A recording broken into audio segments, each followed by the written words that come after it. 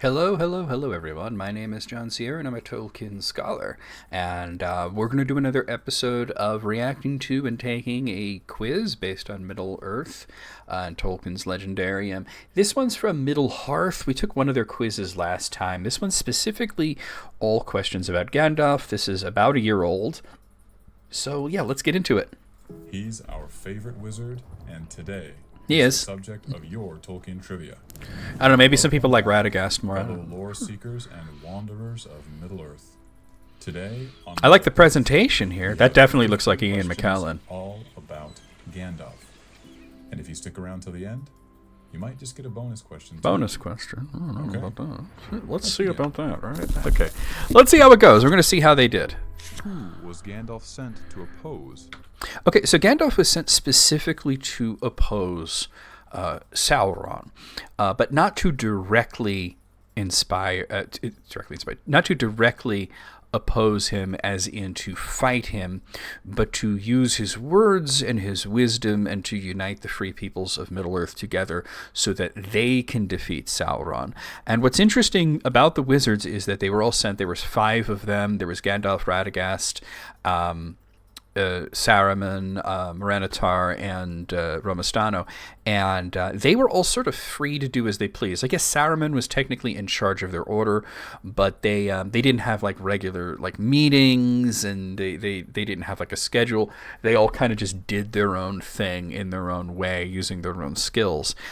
So yeah, Gandalf. It wasn't the first time that he'd been to Middle Earth. He'd been there in the very, very distant past to help protect the elves during the War of the Valar. He wasn't called Gandalf then. He was just a Loren, and he had his companions with him, which were the same 4 companions that had later become the wizards with him. But also Melian was there as well. But yeah, it's Sauron is the answer.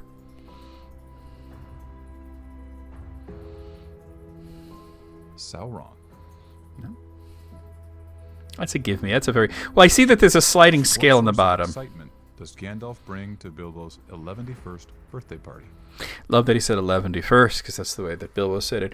Gandalf was in charge of the pyrotechnics, the fireworks. He had fireworks that he had created. They were magical fireworks that could do all sorts of crazy things, including basically reenacting the Hobbit, where Smaug comes out of the mountain and flies over the lake and then explodes. It didn't explode in the Hobbit, but fireworks are supposed to explode, and I believe that after that Gandalf said, "Hey, that signals dinner time," or something like that, But yeah, it was fireworks.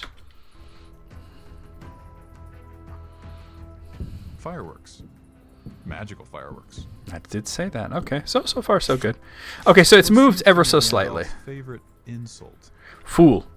Yeah, he just goes to fool, and it makes sense because he is a wizard, and people think of wizards as being anybody that does magic is a wizard, and Gandalf does do magic. It is true, and there are sort of like 2 different, very arcane definitions of the word wizard. One is a little bit more modern, but is still outdated by today's standards. Was a wizard is just somebody who has a lot of wisdom in a specific field. So if somebody's like, for example, an amazing electrician, you would say that they are a wizard at being an electrician. But the sense of using it to describe somebody who uses magic, which is sort of related to calling somebody, for example, a sorcerer, was actually used as a pejorative sort of insult in like the Middle Ages. To call somebody a wizard was basically saying that they're doing things that they shouldn't be doing. They're against the church and such. The same thing as calling somebody a sorcerer, or sometimes you would say pagan, or some such thing. And Tolkien sort of infused the 2 together into one thing, and gave us sort of the modern interpretation of what a wizard is.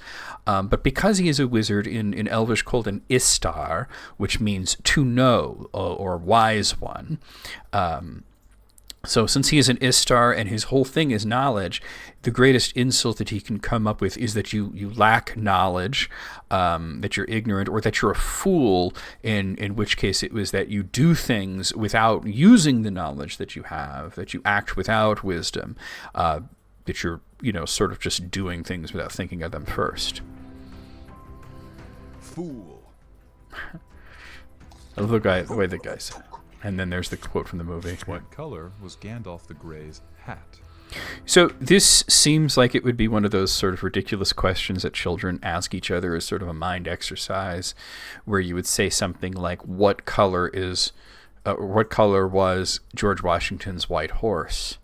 And of course, you just said white horse. So, and these are the sort of things, like my dad would ask me these sort of things just to keep me on my toes, like a plane crashes on the border between two countries. Where do they bury the survivors? And of course, you don't bury the survivors because they're not dead. So, just sort of like seeing how your mind works and whatnot. And you would think, well, it says Gandalf the Grey. It's specifying that. Well, obviously he would have a gray hat. And the picture there is showing Gandalf with a gray hat. However, in the book, in both The Hobbit and The Lord of the Rings, he is described as wearing gray cloaks, a silver scarf, and a blue hat. So his hat should be blue.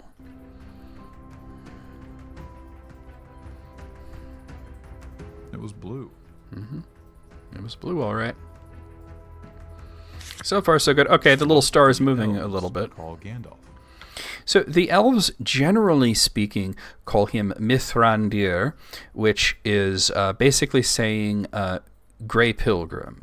Myth is the literal word for gray. We see it in things like Mithlond, which is the gray havens, or Mithril, which is brilliant gray, or another way of saying silver. And Randir is basically saying one who travels with purpose, or a pilgrim. So Mithrandir is a gray pilgrim. Gandalf has a lot of names. They would also, if they knew who he really was, they would refer to him as Olorin. And Olorin is related to Olos, which means dreams and visions. So you could say that Olorin is probably one who brings dreams, or one who has dreams. Dreamer is usually the poetic application I go with for Olorin. But generally speaking, they would call him Mithrandir. Let's see. Mithrandir, meaning the Grey Pilgrim. See, there we go. What was the name of Gandalf's horse? So, he rode a few horses here and there, but the one that we're talking about, of course, is Shadowfax. So Shadowfax is a horse that is one of the Maoris, and the Maoris are just sort of this very noble breed of horses that are said to be descended from the horses that the Vala Orome had, and maybe even his horse might have been the original Maor. So anyway, the Maoris, are very, very good horses, and what happened was that during the plot of the Fellowship of the Ring, Gandalf, of course, he gets captured by Saruman. He spends some time on the roof of Orthanc Tower. But then at some point, Gwaihir the Wind Lord comes, which is redundant. Gwaihir means Wind Lord. So the Lord of the Eagles comes, and Gwaihir had been sent actually by another wizard, Radagast the Brown, because Gandalf had asked him to send a messenger to seek for and to give news of Gandalf and Saruman. So when Gwaihir showed up and saw that Gandalf was on the roof, he sat down, he settled down and what the heck's going on here? And Gandalf explained the situation and said, can you get me out of here? And Gwaihir doesn't like to let people ride on him. He is a Maya spirit, just like Gandalf he is a peer. And considering the fact that nobody really knows that Gandalf is a Maya spirit, there's a few people who know. Círdan knows, Elrond knows, Galadriel knows. But it's not general knowledge, and it is very possible that Gwaihir didn't know that until very late in the story, after the defeat of Sauron, and then he was a lot more, reverential of Gandalf.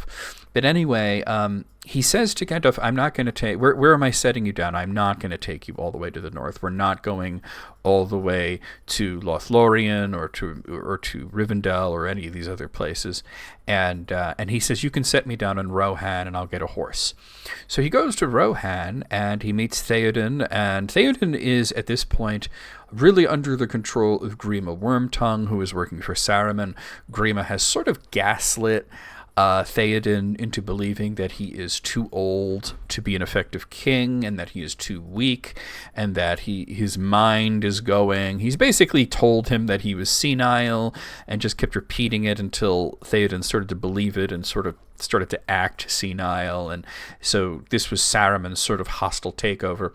So when Gandalf came to Edoras, which is where the king lives, and to his grand hall, which is called Meduseld, he found that he wasn't really welcome and that they wanted to get rid of him.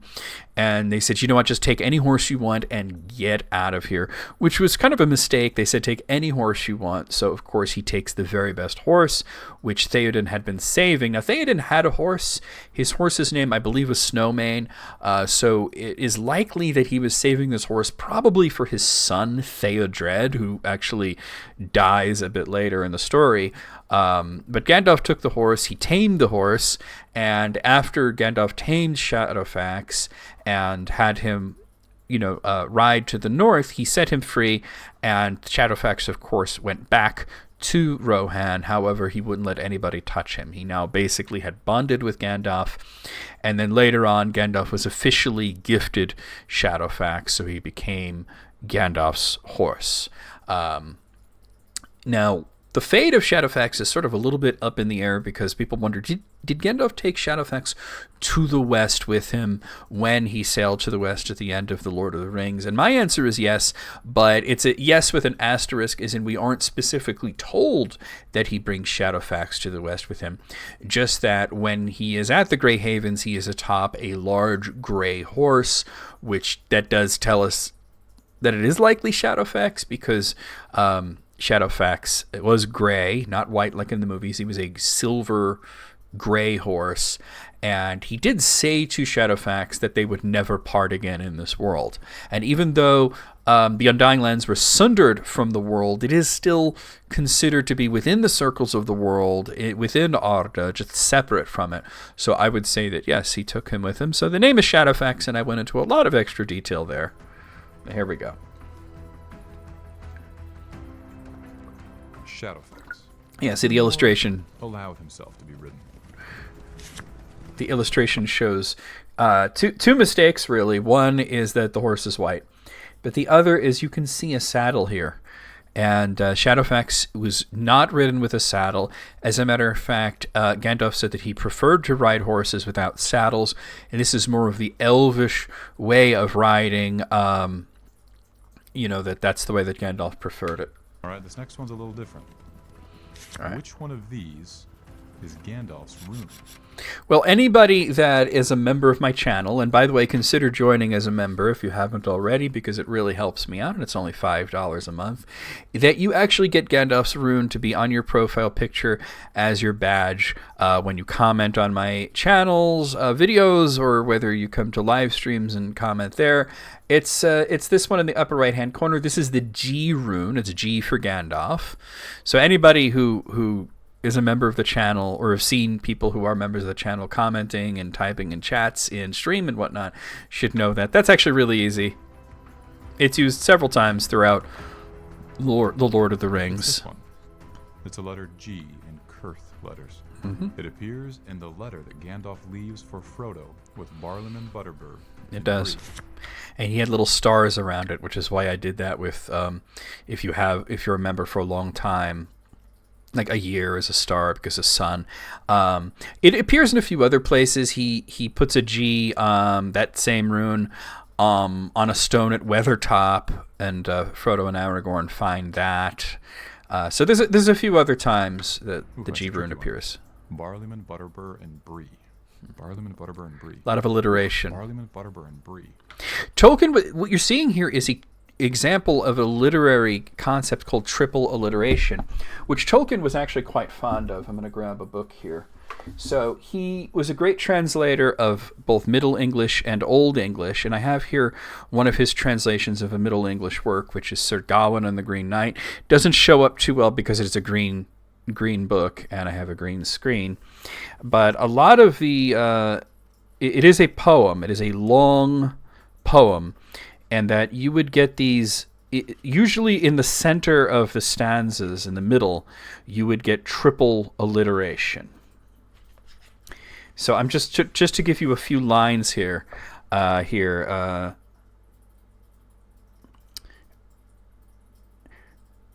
see. Very gay was this great man guised in all green. So that's the beginning of a stanza, and we get great, guised, green, and gay. So that's quadruple alliteration, actually. It usually comes in the center. And the hair of his head with the horse is accorded. Hair, head, horse. Fair flapping locks enfolding his shoulders. Fair flapping and enfolding. A big beard like a bush over his breast hanging. Quadruple alliteration there. Big beard, bush, breast. And with the handsome hair from his head falling. Handsome hair, head.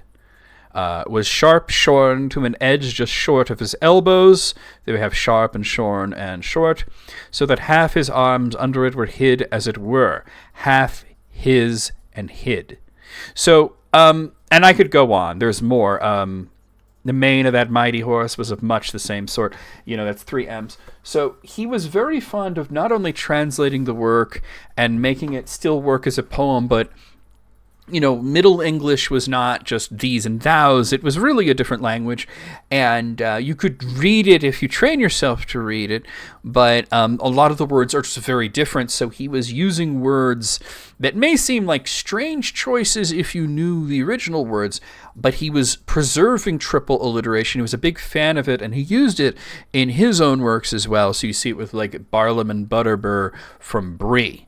And even whenever they would mention like the prancing pony, which was his inn, they would usually in that sentence be some other P word, like Pippin, for example, that would give you that triple alliteration. The Lord of the Rings is not a poem, but it can be poetic at times, and Tolkien, being a very, very, very fond of this sort of triple alliteration, would do it as often as he really could.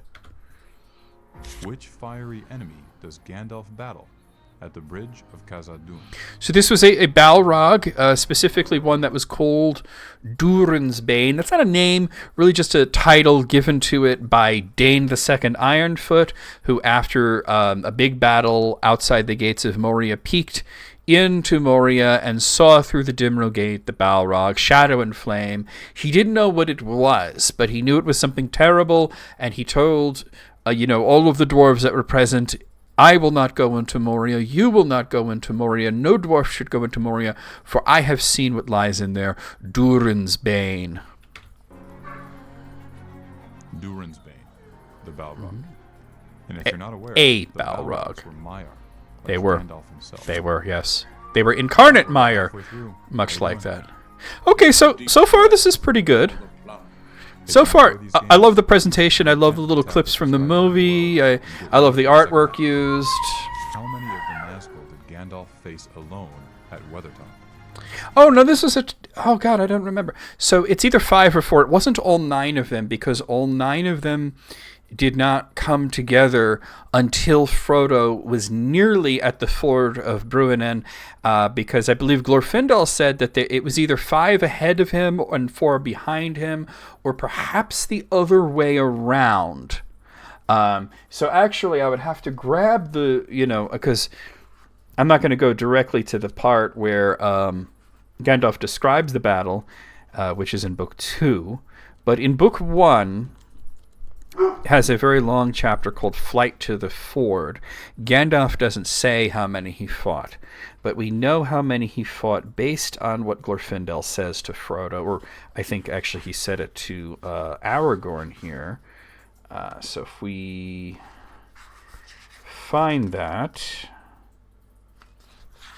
Flight to the Ford is a very long chapter. We just have to find where they first meet with Glorfindel, because Glorfindel gives us the key here. Let's see.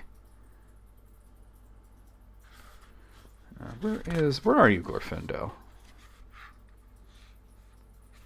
Alright, that's where they're at the troll hole.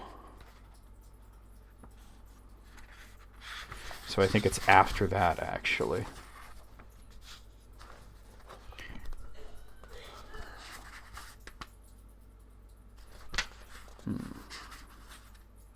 Having a hard time finding Glorfindel. Ah, here we are. So when he saw Strider, he dismounted and ran to meet him, calling out, Aina vedve dunadan maigavanen. Yeah. Okay, this is Glorfindel, blah, blah, blah. Let's see. It was my lot to take the road, and I came to the bridge of Mithiathel, and I left a token there, which was the green gem that Aragorn had found earlier, nigh on 7 days ago. 3 of the servants of Sauron were upon the bridge, but they withdrew, and I pursued them westward. I came also upon 2 others, but they turned away southward. Since then I have searched for your trail. 2 days ago I found it, and then found it over the bridge, and today I marked where you descended from the hills again. But come, there is no time for further news. Since you are here, we must risk the peril of the road and go on. There are 5 behind us, and when they find your trail upon the road, they will ride after us like the wind, and they are not all. Where the other 4 may be, I do not know. I fear that we may find the ford is already held against us. You get a little alliteration there with for, fear, find, ford, by the way. For was technically a different sentence, so it was triple alliteration. So, judging by the fact that Glorfindel is saying there are 4 that we don't know where they are, and there are 5 that are pursuing you. And the thing is that Gandalf was actually ahead of them. Before they had come to Weathertop, Frodo witnessed the battle from a distance. It looked like fire and lightning upon Weathertop. And then that's when they came there, and as I mentioned, they found the G-Rune there, and they realized that Gandalf had been there and had been in some sort of battle. And then, of course, some other Nazgul come and attack them. So it could be kind of believed that it was 4 that Gandalf fought and sort of drove off, and then the other 5, including the Witch King and probably Camel the Easterling as well, came and attacked Frodo, and that the other 4 went ahead, and that's why they were able to cut off Frodo near the Ford of Bruinen. Or we can say it's the other way around. I would say that based on this, like I said, Gandalf doesn't exactly say how many Nazgul he fights, but it is likely to be 4. It could be 5, but it is likely to be 4. It wasn't all 9, for example. He fought all 9 at once. See, and the fight lasted all night. Don't really. That's pretty hardcore. I don't really know that that's true. So now let's double check this, right? Let's go to book 2, and that would be Many Meetings. And he talks about all the things that had happened with Saruman, obviously. I don't know if this is really true. Unless I'm just missing something, he really did say that he fought all of them. Many Meetings.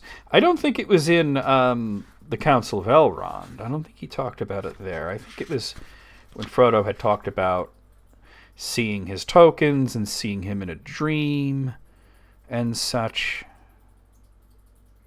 Well, here's the part about the Nazgul.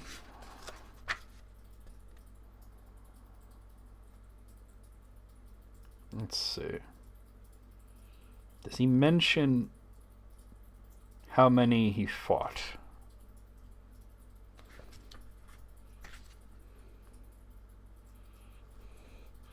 Well, here he says that my time is coming. The Morgul Lord and his Black Riders have come forth. War is preparing.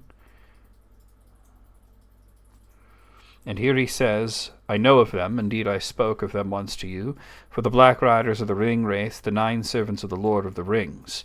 But I did not know that they had arisen again, or I should have fled with you at once. I heard news of them only after I left you in June, but that story must wait for the moment we have been saved from disaster by Aragorn. So he mentions that there are 9 of them. He doesn't mention having fought them here. Let's see. So they talk about Aragorn for a bit.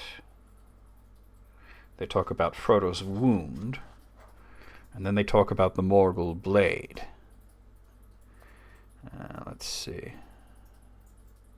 Oh, here we are. They tried to pierce your heart with a Morgul knife which remains in the wound. If they had succeeded, you would have become like they are, only weaker and under their command. You would have become a wraith under the dominion of the Dark Lord, and he would have tormented you for trying to keep his ring, if any greater torment were possible than being robbed of it and seeing it on his hand. And then Frodo talks. Yes, fortune or fate have helped you, not to mention courage, for your heart was not touched, and only your shoulder was pierced. Maybe this isn't it. I thought it was it.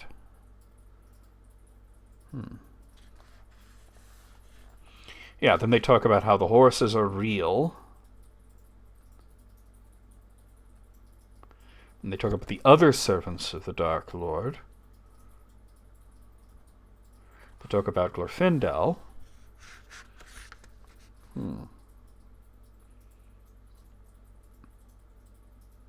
Yeah, I don't know that this is really correct. I don't know that he ever says how many he fought. So I don't really think this should be a question at all. Because now we're talking about what happened to the riders at the Ford of Bruinen, who made the flood, which was Elrond and Gandalf together.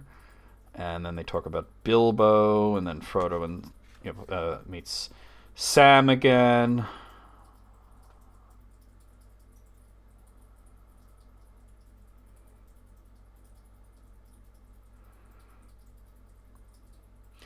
Let's see. I will risk a brief tale without consulting Elrond, but quite brief, mind you, and then you must sleep again. This is what happened as far as I can gather. The riders made straight for you as soon as you fled. They did not need the guidance of their horses any longer. You would become visible to them. Yeah, that's still later.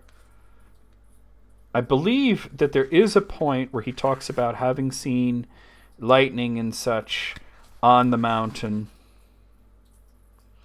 And that might actually be in the Council of Elrond, which is another very long chapter with a lot of different characters, you know. So I don't know if Gandalf ever actually says how many of them he fought. I know it's commonly said that he fought all of them, but it doesn't make sense because they were separated. And they had not all come together at that point in time. Because if Gandalf had fought all 9 at Weathertop, then why was it that only 5 attacked Frodo? So unless there's something I'm missing, which may come into Gandalf's tale later, which I'm getting to now, I'm in the Council of Elrond here, and I know we're taking a long time on this one question, and that I am going to have to move on at some point. I want to find... here's the part of Saruman. Okay, so it would be after this, because this is where he gets Shadowfax. Okay, he's talking to Gwei here. And he goes to Bree.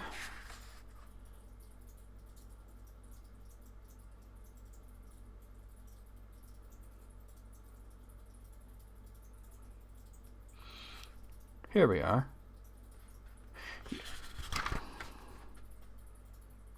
At sunrise I escaped and fled towards the north. I could not hope to do more. It was impossible to find you, Frodo, in the wilderness, and it would have been folly to try with all the 9 at my heels. So I guess he did he fight all 9? So I had to trust to Aragorn, but I hope to draw some of them off and yet reach Rivendell ahead of you and send out help. 4 riders did indeed follow me, but they turned back after a while and made for the ford, it seems. That helped a little, for there were only 5, not 9, when your camp was attacked. Wait, so did he fight 4? Let me go back a bit. I galloped to Weathertop like a gale, and I reached it before sundown on my second day from Bree. And there they were before me. They drew away from me, for they felt the coming of my anger, and they dared not face it while the sun was in the sky. But they closed round at night, and I was besieged in the hilltop in the old ring of Amonsul. It was hard put to it indeed. Such light and flame cannot have been seen in Weathertop since the war beacons of old. So he doesn't specifically say that he fought all 9, but it could be interpreted that he did. It could be interpreted that he did fight all 9. But I don't know, because earlier than that, he's talking about the Nazgul here. I'm going to read from the beginning here. So I stayed there that night, wondering much what had become of the riders, for only of 2 there had yet been any news in Bree, it seemed. But in the night we heard more. 5 at least came from the west. That's from the Shire. And they threw down the gates and passed through Bree like a howling wind. And the Bree folk still shivering and expecting the end of the world. I got up before dawn and went after them. So now he's chasing after 5 of them. I do not know, but it seems clear to me that this is what happened. Their captain remained in secret away south of Bree, while 2 rode ahead through the village, and 4 more invaded the Shire. But when these were foiled in Bree and at Crickhollow, they returned to their captain with tidings, and so left the road unguarded for a while except by their spies. The captain then sent some eastward straight across the company, and he himself with the rest rode along the road in great wrath. I galloped to Weathertop like a gale, and I reached it before sundown on my 2nd day from Bree, and there they were before me. So he doesn't say all 9 at this point. He mentions 9 later, after the battle. I reached it before sundown on my 2nd day from Bree, and there they were before me. They drew away from me, for they felt the coming of my anger, and they dare not face it while the sun was in the sky. But they closed round at night, and I was besieged on the hilltop in the old ring of Amansul. I was hard put to it indeed. Such light and flame cannot have been seen on Weathertop since the war beacons of old. At sunrise I escaped and fled towards the north. I could not hope to do more. It was impossible to find you, Frodo, in the wilderness, and it would have been folly to try with all the 9 at my heels. So it could possibly be interpreted that he did fight all 9. Or it could be that he fought some of them and then was pursued, or just that he was aware of the movements of them. So I'm going to say that this one is sort of up in the air.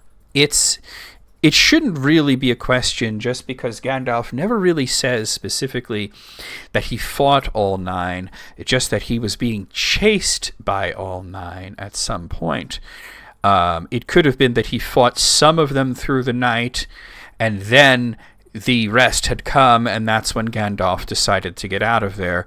Or it could be that he was fighting all 9, but then you would wonder why he broke away, or why he did not break away earlier. So it's sort of, I'm going to say this one's sort of up in the air. I'm not saying that the quiz is wrong in this instance. I'm saying that this particular answer is up for interpretation. So let's continue, though. We spent more than enough time on that one. Saruman's influence. What does King Theoden call Gandalf?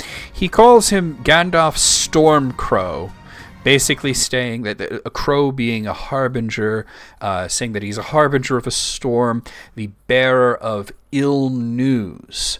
Grima also called him Lathspell, which is basically the same thing, just the bearer of ill news. But I think it was Theoden himself had said Gandalf Stormcrow. Lathspell came from Grima.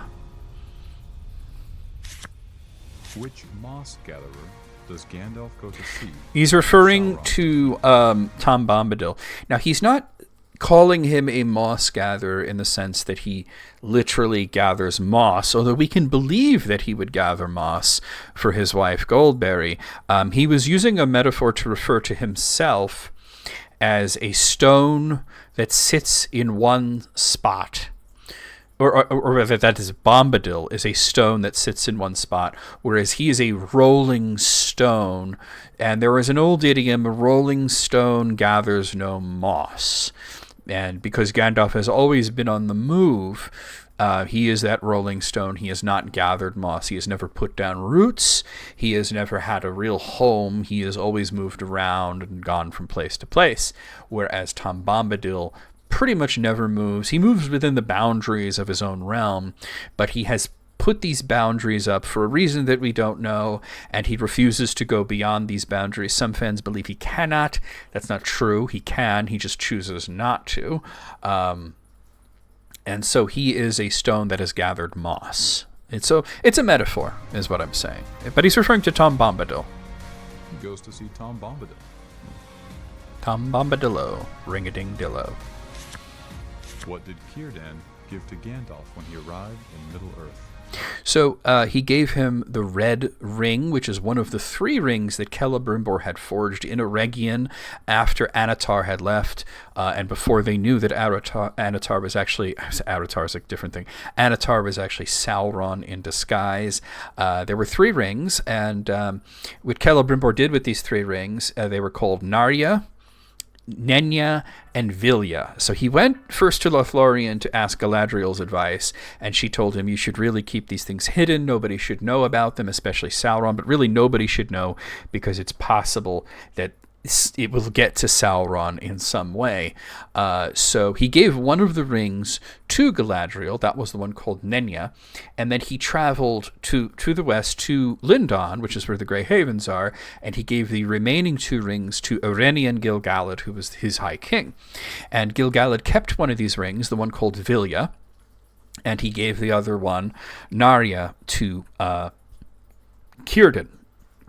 So then Gil-galad died, but before he died, he gave his ring to Elrond. That's how Elrond comes to have Vilya.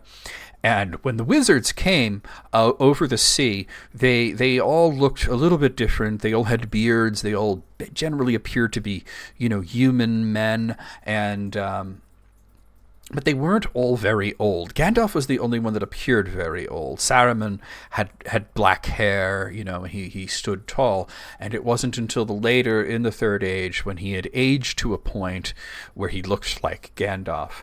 So Gandalf basically incarnated himself into a body that was already old, and he had his own reasons for doing that because he believed appearing old would give him an advantage in the dispensation of wisdom and knowledge, which was what he was sent to Middle-earth to do. People listen to someone if they're old and gray, So anyway, being old, though, and being incarnated in that sense means that Gandalf has all the disadvantages of being old. He gets tired, he gets cold, and so Círdan gave him the ring to stop him from aging further and to just give him a little bit of warmth and stamina and courage to do his job. So that's how Gandalf wound up with Narya the Red Ring. Also known as the Ring of Fire. It doesn't have anything to do with, fire. It's just because it has a ruby. What was Gandalf's name before arriving in Middle-earth? Olorin. We talked about this earlier. It was Olorin. All the other names came later when he was in Middle-earth. Among the Valar and his fellow Maiar. What is the name of Gandalf? Specifically, it's what the elves called him, but we won't get into that. The name of Gandalf's order is the Istari, which is just, I called him an Istar earlier. It means wizard, or really just means one who knows, wise one. Istari is just the plural. It's the Istari.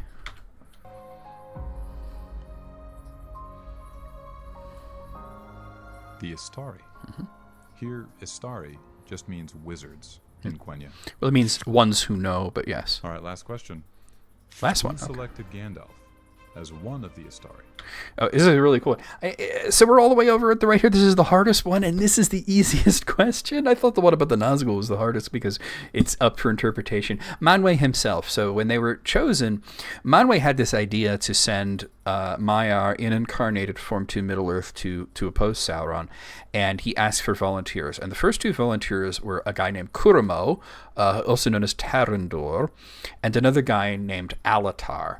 And basically, Kuramo is Saruman. So, he was the first guy that wanted to go. And then the second one was a guy named Alatar, and Alatar was one of the 2 blue wizards that we really don't hear much about. And then Alatar asked, can I take a friend with me? And that was his friend Palando, who became the other blue wizard. So now we have 3 of them. And then the other 2 were chosen by specific Valar. Radagast, who was called at this point Iwendil, or perhaps Hravendil, depending on the time period. He was chosen specifically by the Vala Yavanna to be a companion to Saruman, which didn't work out so well. But Manwë himself said, where is Olorin? And Aloran, even in the West, in the Undying Lands, he was always going out and wandering. He was the Rolling Stone that gathered no moss. So he had just come back from a journey, and here he was, and he said, "Hey, you're going." So he was sort of the only one that was like really conscripted in that sense, because Gandalf didn't actually want to go. He said, "I'm afraid, I'm weak, and Sauron is strong." But Manwë told him, "This is why you must go." He was also he got the stamp of approval from Varda as well, since it was, like I said, this was before Radagast had come into it, and before they had chosen, or I should say LotR had chosen Polando. So it was really just, Saruman and LotR, or Moranitar, as he was called in Middle-earth, and then Gandalf. So he was sort of like the third chosen, and then Varda made this comment where she said, "Yet not the third," meaning that she didn't see him as the third in importance. And Saruman really didn't like that. He took it the wrong way, and then started to foster his jealousy towards Gandalf before they had even gotten to Middle-earth, so the beginning of his fall. But yeah, it was specifically Manwë who chose him. The Vala Manwë. There we go. Okay, this was a pretty good quiz. I think this was one of the best ones we've had. But we got a bonus question, right? We have a bonus question. The one that was a little open for interpretation, I'm not going to say that it's wrong. I just said it's open for interpretation.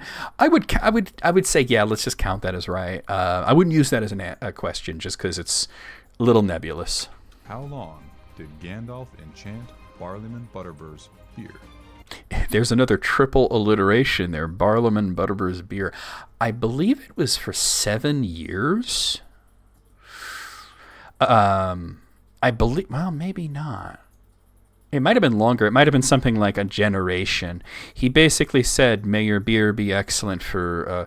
And it was mentioned later on. It was mentioned during the Council of Elrond. Then it was mentioned much later on when they were returning to the Shire, and Barliman mentioned that his beer had been excellent. I think Barliman was brewing his own beer at Barliman Brewing Beer, Butterbur. And there was also a comment about the king, because Gandalf kept talking about the king, and Barliman was sort of like, "Oh man, I hope he doesn't bother us here in Bree. We're doing pretty well for ourselves. We don't really need him coming in and making all kinds of crazy laws and changing our way of life." And Gandalf said he's not going to do that. He knows that all about you, and he knows about us. And he goes, "Yeah, he really likes your beer." He likes, who is he? And he's like, it's you know him as Strider, It might have even been Barliman that gave him the name Strider. I want to say 7 years, but I could be wrong on this one. I was right. This is totally true. Gandalf is so relieved to hear that Frodo and the gang had safely arrived at Bree and were now with Strider, that he says this to Barliman: "May your beer be laid under an enchantment of surpassing excellence for 7 years." Yep. That's and he was ready to just whoop this guy, because he had forgotten to send a letter that was very important. So Frodo, in the letter, it told him, "Hey, leave now in July. Don't wait till September." Frodo never got the letter. He waited all the way till September, and that's why the Nazgul were basically at his heels the whole time, and he only barely made it to Rivendell. And he was really upset with Barliman for forgetting to send the letter. But when he found out that they were with Aragorn, he was just like, whew, there's a load off. Aragorn's got it covered, and he blessed his beer. So there you have it. Okay, really good quiz. I think the beer question was more interesting. It should have been in the main quiz. Well, not more interesting than the Nazgul question, but more clear cut. I was like, was it 7 years? And then I started to doubt myself. So pretty tough question there. I almost grabbed the book, but then I said, well, they'll tell me if it's right or not, and I'll believe it. And they even gave the quote in the chapter, and I did say it was mentioned during the Council of Elrond. So there you have it. Really good quiz. One of the best we've had so far. I'm going to give it an A. Not an A+ or an A-, just an A. There'll be more of these. We'll see you guys next time.